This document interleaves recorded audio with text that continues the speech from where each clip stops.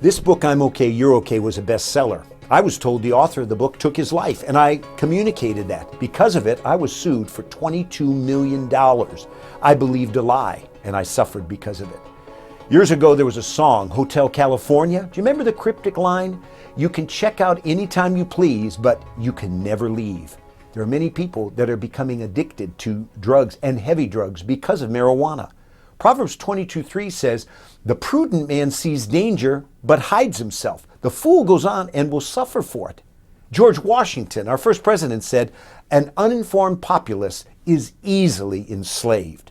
Let's look at these reasons. Number one, don't be misinformed. People say, well, this won't affect young people. It's only for ages 21 and up and private use. And, since you can grow it at home, it won't go out.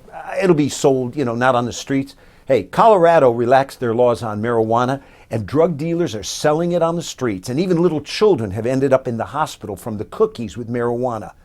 People say, well, it's for medical reasons. Cancer patients. Folks, scores want it legalized to get stoned, avoid jail, party, and make some fast cash. You look at Los Angeles, they've already closed 200 marijuana clinics. Holland, Portugal, Zurich, they have revamped their laws too. They see the dangers. Now, the number two reason we shouldn't legalize marijuana is because your health matters. Do you know that secondhand marijuana smoke is just as dangerous as tobacco? That's from a University of California, San Francisco study. Smoking cigarettes kills 400,000 Americans every year. 50,000 die from secondhand smoke. Cigarette smoking cuts lives short by an average of 13 years. Now, Joseph Califano, the head of the National Center on Addiction and Substance Abuse, says that marijuana is definitely a dangerous drug that is addictive and adversely affects the motor skills of users, as well as produces serious damage to a person's brain over the long term. Think of THC, the primary component. Today, it's 8 times more potent than just 2 decades ago. An addiction psychiatrist wrote in the New York Times, a liberal paper, quote, "I've spent 25 years as a doctor treating drug abusers. They're excellent con artists. Marijuana activists use phony science. For years, they claimed pot was good for glaucoma and never apologized when the research found it could actually make glaucoma worse. They still insist weed isn't addictive, despite every addiction medicine society saying it is. They've even produced their own flawed scientific studies supposedly proving medical marijuana laws don't increase use among teens, when almost all the evidence says just the opposite. It sends the message that weed is harmless. Even the research shows that teens who use it regularly do worse in school, are twice as likely to drop out, and earn less as adults. Teenage use has been shown to permanently lower IQ." That's Dr. Edward Gogek, a Democrat and addiction psychiatrist, writing in the New York Times. If celebrities like Whitney Houston, Amy Winehouse, Michael Jackson, and others who died of drugs could give us a warning on this topic, what do you think it would be? You remember the movie Wizard of Oz? Do you remember at the end, the deceiving mastermind that was fooling the masses? He was exposed. Today, we've got to do likewise as we hear individuals advocating for marijuana legalization. The third reason we should not go down this path is we need to avoid deception. 2013 said this: 1 in 15 high school seniors reported using marijuana daily. 10 years ago, it was 1 in 50. Many are being deceived.